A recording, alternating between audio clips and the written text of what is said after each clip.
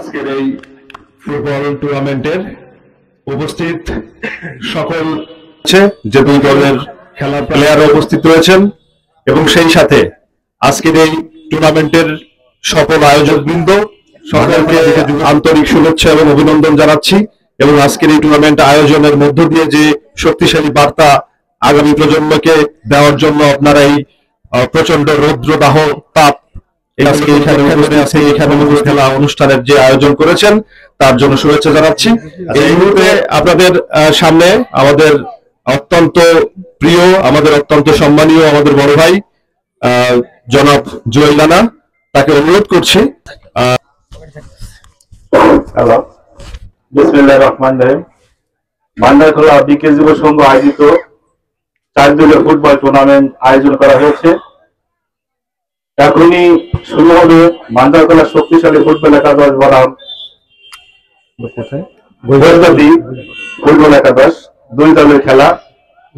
আপনারা সকলে জানেন ফুটবল খেলা একটি আনন্দময় খেলা।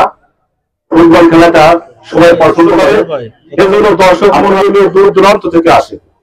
আমি অনুরোধ করবো বিকেল যুব সংঘের তরফ থেকে আপনার সুন্দর খেলা দেখাবেন, যারা দর্শক মন্ডলী থাকবে আপনাদের খেলা দেখে যেন আনন্দ উপভোগ করে।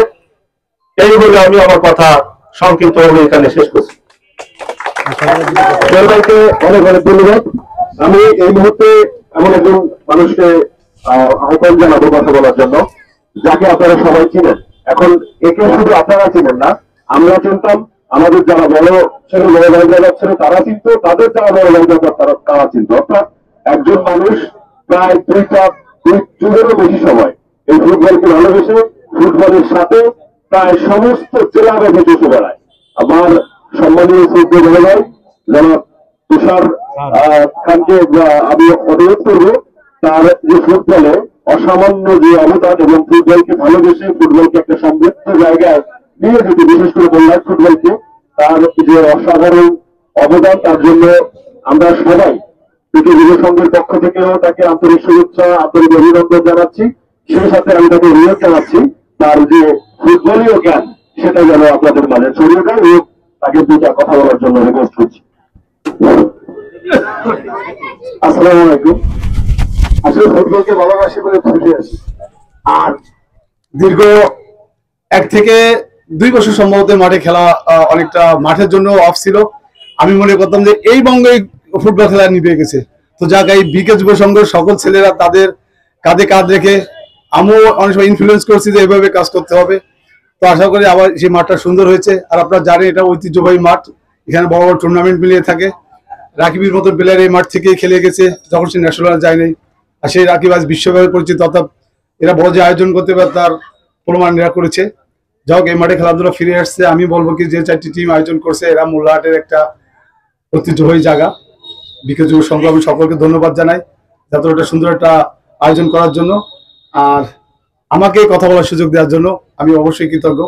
আমার বাপ বয়সী চাচা আছে, আমি অনেক অনেক সম্মান করি। সেই সাথে আমার ছোট ভাইরা আছে যারা আমার ছোট, কিন্তু তাদের সাথে অনেক সব বন্ধুত্ব সুলভ আচরণ করে থাকি।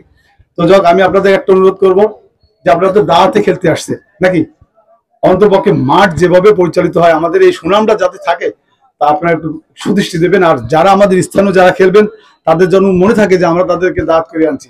আর একটা খেলার রিফারি যে ডিসিশন নেবে ওটা হয়তো সেটা বহাল থাকবে। আমরা কমিটির উপরে যারা মুরব্বীরা আছি আমরা এটা সমাধান দেবো। কখনো আপনারা মাঠ ছাড়বেন না, যারাই আসেন না কেন। আর একটা ভাইয়ের প্রতি একটা ভাই কোনো হিংসাত্মক খেলবেন না। আশা করবো আপনারা সুন্দরভাবে খেলাটা আমাদেরকে পরিচালনা করার জন্য সুযোগ দেবেন। সকলকে ধন্যবাদ। আমি আবারও কৃতজ্ঞতা স্বীকার করছি যে আমাকে একটা কথা বলার সুযোগ করার জন্য। আমার এই কাছের একটা টিম, ভালোবাসার একটা টিম বিকে যুব সংঘ। সবাই ভালো থাকবেন। আল্লাহ হাফেজ। আসসালামু আলাইকুম। সবাইকে ধন্যবাদ জানাই আপনাদেরকে। আমি সর্বপ্রথম যে কথাটা দিয়ে শুরু করেছিলাম যে ফুটবল বা যে কোনো খেলাধুলা হচ্ছে একটা সমাজকে এগিয়ে নিয়ে যাওয়ার জন্য সব থেকে শক্তিশালী বার্তা বহন করে। আপনারা পৃথিবীর বিভিন্ন প্রান্তের দিকে তাকাবেন, একজন খেলোয়াড় কখনো দুর্নীতিগ্রস্ত হয় না, একজন খেলোয়াড় কখনো মাদকসেবী হয় না। মানে একজন খেলোয়াড় সবসময় তার দেশকে, তার সমাজকে, তার জাতিকে রিপ্রেজেন্ট করে থাকে। আপনারা যে স্পোর্টসম্যান স্পিরিট ধারণ করে আজকের এই উত্তপ্ত পরিবেশের ভিতরে এখানে খেলাধুলো আমাদেরকে উপহার দেবেন, এই খেলা যাতে দৃষ্টিনন্দন হয়, যাতে উপভোগ্য হয় এই কামনা করি। এবং সর্বশেষ আজকে যিনি খেলার উদ্বোধন করতে যাচ্ছেন আমাদের সকলের নয়নের মণি, এখানে ছোট থেকে শুরু করে বৃদ্ধ পর্যন্ত এমন একজন ব্যক্তি যিনি সমস্ত সময়ে রোদ বৃষ্টি বর্ষা খরা শীত গরম সব রকম পরিবেশের সাথে প্রত্যেকটা প্লেয়ারকে সঙ্গ দিয়ে এসেছেন, যার কারণে সময়ের জ্ঞানে এবং কালক্ষেপণেও তিনি এখনো অকৃত্রিম ভাবে জনপ্রিয় রয়েছে। আমি অনুরোধ জানাচ্ছি জনাব ফরিদ আহমেদকে আজকের এই খেলার শুভ উদ্বোধন ঘোষণা করার জন্য। এবং ভান্ডার ক্লাবিকে আয়োজিত তাইজুদীয় ফুটবল টুর্নামেন্টে প্লেয়ারদের এবং দর্শক বিন্দু সবাইকে জানাই আন্তরিক শুভেচ্ছা অভিনন্দন। আসলে আমাদের মাঠে 2-3 বছর কোনো খেলা হয় না, মাঠ অসম্পূর্ণ থাকার কারণে ছেলে ফেলে এলোহারি হয়ে গেছিল। যা খোদার রহমতে মাঠে সমস্যা হয়েছে, আবার খেলার দিকে আবার যারা বল খেলবে মাঠে আছে কোন 11 জন? আনন্দ, মাঠে আছে 11 জন? আনন্দ, এই আনন্দ বিশৃঙ্খলা সৃষ্টি না হয়। সবাইকে অনুরোধ করবো যাতে খেলা ভালো হয়, সুন্দর হয় এবং মানুষ দর্শক খেলার উপভোগ করবে, তারা প্রশংসা করবে কারা ভালো খেললো কারা মন্দ খেললো। যেহেতু ভালো খেলার চেষ্টা আমরা করব, আমাদের ভান্ডার খেলা বিকিয়ে যুব সংঘকে অনুরোধ করব, আমরা কিন্তু প্লেয়ারদের যারা প্লেয়ার তাদেরকে আহ্বান করে আনছি, দাওয়াত করে আনছি, তারা যেন কোন রকম আমাদের বিরুদ্ধে কোনো অভিযোগ না দেয়। আমাকে একটু কষ্ট হয় একটু বেশি পায় হোক, আমরা সেটা স্বজ্ঞানে বর্জন করবো। তারা বুঝবে, তাদেরকে তো আমরা ভালোবাসবো, তারাও আমাদের সাথে ভালো থাকুক। আজকের খেলা সুন্দর হোক, সবাইকে এই শুভেচ্ছা জানিয়ে আমার কথা এখানে শেষ করছি এবং শুভ উদ্বোধন ঘোষণা করা হলো।